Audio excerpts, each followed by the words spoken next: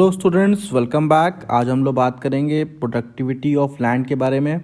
ये हमारा second question है जो कि हम लोग ने आपको बना के दिया हुआ है guest paper.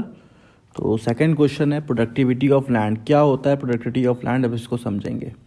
Bye productivity of land we mean the capacity of a price of a land to produce a crop. It refers to the average output per unit of land as per acres per hectares etc. Output upon area of land. तो देखिए productivity का मतलब क्या होता है, पहले ये समझ लेते हैं। तो प्रोडक्टिविटी का मतलब नॉर्मली जो हम लोग समझते हैं वो होता है कि कोई भी चीज़ कितना प्रोडक्टिव है। ठीक है, प्रोडक्टिव है मतलब कि अगर हम कोई भी काम कर रहे हैं तो वो हमारे लिए कितना ज़्यादा फ्रूटफुल है। ठीक है ना। प्रोडक्टिविटी वर्ड केवल लैंड में यूज़ नहीं होता, प्रोडक्टिविटी वर्ड आपके वर्क में भी यूज़ होता है। जैसे मान लेते हैं आप पढ़ाई कर रहे हो और पूरा दिन पढ़ रहे हो और आपका 10 मार्क्स का टेस्ट लिया गया, आपका 8 मार्क्स आ गया। तो मतलब आपका जो पढ़ाई है वो 80% प्रोडक्टिविटी है आपकी पढ़ाई में। ठीक है, तो पहले प्रोडक्टिविटी का मतलब एकदम क्लियर कर लीजिए। आपने एक शॉप खोली 1 लाख रुपीज़ लगा के और उसमें आप 20% का प्रॉफिट अर्न कर रहे हो, तो ये आपका प्रोडक्टिव है। शॉप आपका प्रोडक्टिव है, जो पैसा आपने लगाया है वो प्रोडक्टिव इन नेचर है। तो मतलब जो फ़ायदा होता है जिस चीज़ से, उसको प्रोडक्टिविटी कहते हैं। ठीक है, तो यहाँ पे अब है प्रोडक्टिविटी ऑफ लैंड। अब बताइए कि लैंड की प्रोडक्टिविटी कैसे डिसाइड होगी। तो इसका मतलब होता है कि जो लैंड है वो कितना क्रॉप प्रोड्यूस कर रहा है। भाई ज़मीन हमने ख़रीदा है तो किस लिए ख़रीदा है, कि वो क्रॉप प्रोड्यूस करेगा। तो अब प्रोडक्टिविटी ऑफ लैंड पता चलती है कैसे, कि जो लैंड है वो कितना क्रॉप प्रोड्यूस करके दे रहा है। ठीक है, तो जैसे मान लीजिए आपने 2 ज़मीन खरीदी। एक ज़मीन खरीदी जो आपको 100 kilo of land 100 kilo of rice दे रहा है प्रोड्यूस करके, और दूसरा जो ज़मीन है उसमें आपको 150 किलो ऑफ राइस मिल रहा है। तो आपको सिंपल सा एक अंदाज़ा हो गया कि जो आपका दूसरा लैंड है वो ज़्यादा प्रोडक्टिव है। तो प्रोडक्टिव का मतलब जो ज़्यादा प्रोडक्शन करके दे रहा है। तो अब प्रोडक्टिविटी का मतलब हमको लग रहा है क्लियर हो गया कि प्रोडक्टिविटी का मतलब जिसमें प्रोडक्शन ज़्यादा हो रही है उसको ज़्यादा प्रोडक्टिव कहेंगे, और जिसमें प्रोडक्शन कम हो रही है उसे कम प्रोडक्टिव कहेंगे। अब देखिए आपके दिमाग में ये कॉन्सेप्ट बैठ गया कि प्रोडक्टिविटी होता क्या है। अब इसके संग हमने लैंड जोड़ दिया, तो अब एग्जाम में आ गया डिफाइन प्रोडक्टिविटी ऑफ लैंड। तब अब आप क्या समझाओगे कि प्रोडक्टिविटी ऑफ लैंड वो होता है कि कितनी कैपेसिटी है एक पीस ऑफ लैंड की क्रॉप को प्रोड्यूस करने की।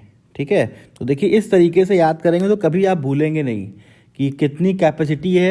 अब 2 दुकान आपने ओपन किया तो दोनों में 1 लाख इन्वेस्ट किया, तो एक 20,000 कमा के दे रहा है, एक 30,000 कमा के दे रहा है। तो आप बताइए कौन सा दुकान अच्छा है, तो दूसरा वाला दुकान अच्छा है। क्यों? क्योंकि जो दूसरा वाला दुकान है 30,000 कमा के दे रहा है।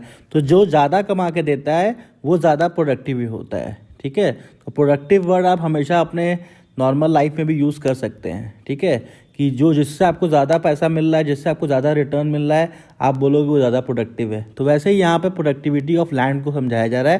Productivity of land means the capacity of a piece of land to produce a crop.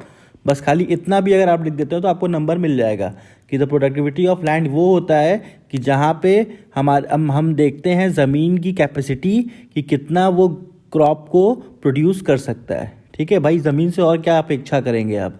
अगर आपका ज़मीन ज़्यादा क्रॉप प्रोड्यूस कर रहा है तो वो ज़्यादा प्रोडक्टिव है। और उसके बाद अब यहाँ पे एक फॉर्मूला भी दिया हुआ है कि उसको निकालने के लिए आप पर हेक्टेयर में, पर एकड़ में निकाल सकते हैं, output upon area of land. अगर ये याद कर लेते हैं तो और बढ़िया हो जाता है। ठीक है, लेकिन अगर आपको इतना ही याद हो जाता है तब भी सही है, और इसमें आप बना के भी लिख सकते हैं। तो प्रोडक्टिविटी का अब मतलब क्लियर हो गया आपको, और आपने उसमें लैंड वर्ड ऐड कर दिया, तो उससे आपका प्रोडक्टिविटी ऑफ लैंड दिख रहा है। सिंपल सा मतलब एक ऐसा ज़मीन जो कितना वो प्रोड्यूस कर रहा है, कितना वो आपके लिए क्रॉप प्रोड्यूस कर रहा है। क्रॉप वर्ड ज़रूर यूज़ करेंगे। ठीक है, तो कितना क्रॉप वो प्रोड्यूस कर रहा है वही दिखाता है प्रोडक्टिविटी ऑफ लैंड। अगर लैंड ज़्यादा प्रोड्यूस कर रहा है, एग्जाम्पल भी आप अपने से इसमें लिख सकते हैं कि एक लैंड है, वहाँ पे हमको 150 किलो ऑफ राइस मिल रहा है तो वो ज़्यादा प्रोडक्टिव है।